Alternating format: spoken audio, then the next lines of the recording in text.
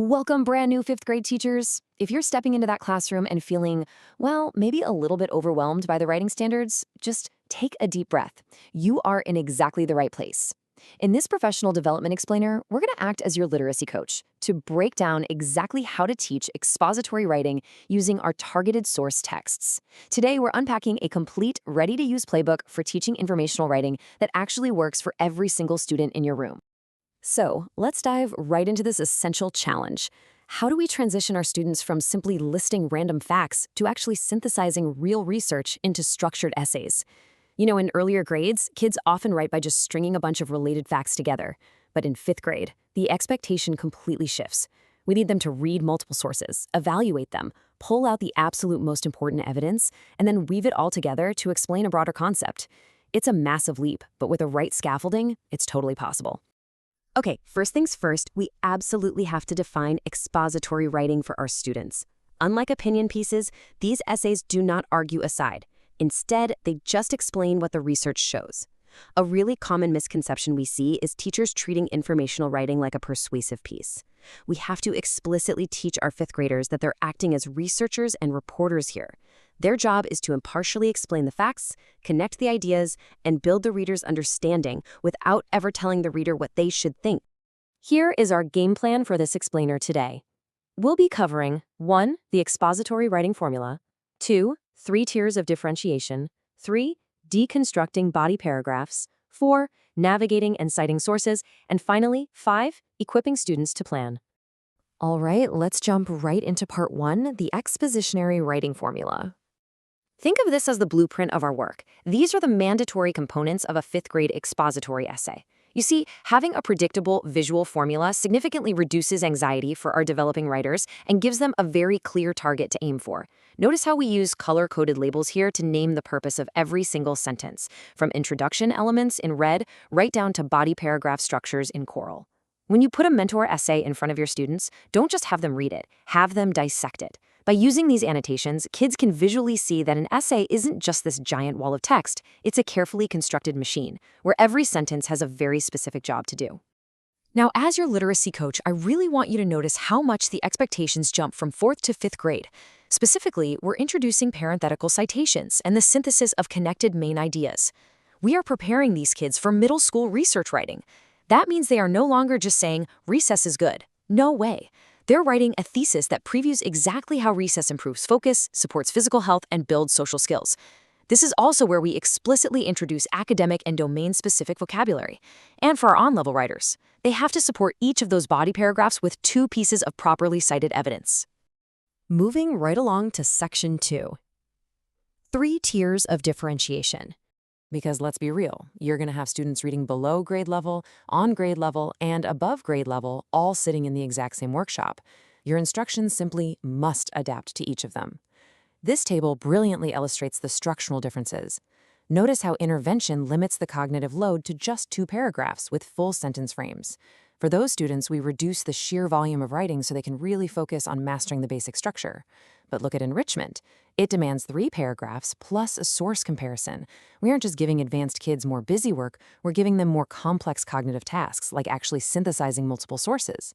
To give you a super concrete model, here is the exact full sentence frame we provide our intervention students so they can write a hook. Facing a totally blank page can be literally paralyzing for a struggling writer. By handing them, "Did you know that blank?" you are basically throwing them a structural life raft. All they have to do is supply a specific fact from their research. It builds their writing stamina and, more importantly, their confidence. And then check this out for the enrichment tier. The underlying purpose of the hook is exactly the same, but the vocabulary and the complexity of the frame completely elevate the student's writing. As a teacher, you can encourage your advanced writers to use this precise language to build the reader's understanding. It introduces this slightly more academic, sophisticated tone that's perfect for their skill level, pushing them way beyond the basic question hook. Okay, on to section 3, deconstructing body paragraphs. This right here is where the magic happens, the actual teaching of research synthesis. During your writing workshop mini lesson, you're going to walk them through this exact 4-step flow to ensure every single paragraph is robust and logically sound. You really want to use teacher think-alouds here. Stand at the front of the room and literally say out loud, "Okay, First, I need to tell my reader what this paragraph is about, so that's my topic sentence. Then, I need to prove it with a fact from my research. But after that, I can't just drop the fact and run away. I have to elaborate on what it actually means. And finally, I wrap it up with a closing sentence. Let's look at a real example of below grade level elaboration from our recess mentor texts. The research evidence cited was that students stayed focused 25% longer after recess. For student needing intervention, guiding them to just paraphrase what that means in basic terms, writing, "This means a short break helps the brain get ready to learn again," is a massive victory. It moves them beyond just mindlessly copying facts and officially introduces them to actual elaboration. Now, on the flip side, our goal for enrichment students is to push them toward much stronger elaboration. Look at this example. They use advanced phrasing to connect the evidence right back to the overarching thesis. Notice the domain-specific vocabulary and that great analogy, almost like resetting a tired mind. Wow, right? This is exactly what proficient, advanced fifth-grade informational writing looks like. They're clarifying complex concepts and connecting the raw facts to a larger narrative about student well-being. All right, let's look at Section 4, Navigating and Citing Sources. So a really crucial point in fifth grade isn't just the writing itself, it's how the kids interact with their research materials. We have to teach them to be critical consumers of information. You're going to equip your students with targeted source texts on a single topic, like daily recess, specifically designed at different reading levels to support your differentiation strategy. By controlling the sources during this initial teaching phase, you ensure that every student has access to high-quality, relevant facts. These packets even include a research summary by a Dr. Aisha Khan, which gives the students really robust data about attention, health, and social skills to pull from. And here's a critical new middle school readiness skill, teaching students to distinguish a first-hand, primary account from a second-hand, secondary report. You're actually going to read Jordan Maple's personal, first-hand story with the class and point out how it focuses on his friend Sam struggling to focus. Then you'll look at Diane Foster's journalism piece to see the broader, second-hand picture across many different schools. Understanding these text types really strengthens their ability to evaluate sources. We also absolutely have to talk about citations. You will explicitly model citation formats, showing the kids how to seamlessly credit their sources right after presenting a fact in their body paragraphs. Look, we want to avoid plagiarism at all costs, and creating a strong habit of citation early on is the best prevention.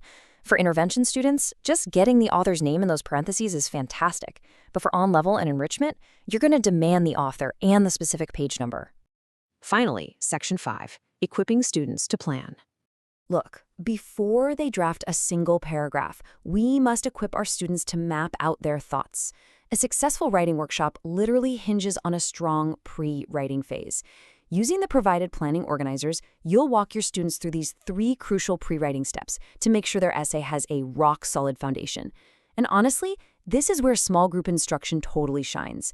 While your independent learners are mapping their evidence onto their graphic organizers, you can pull a small group of intervention students and orally rehearse their topic sentences with them before they even commit a pencil to paper. And for your advanced learners, notice how the enrichment planning phase adds a whole new layer of complexity.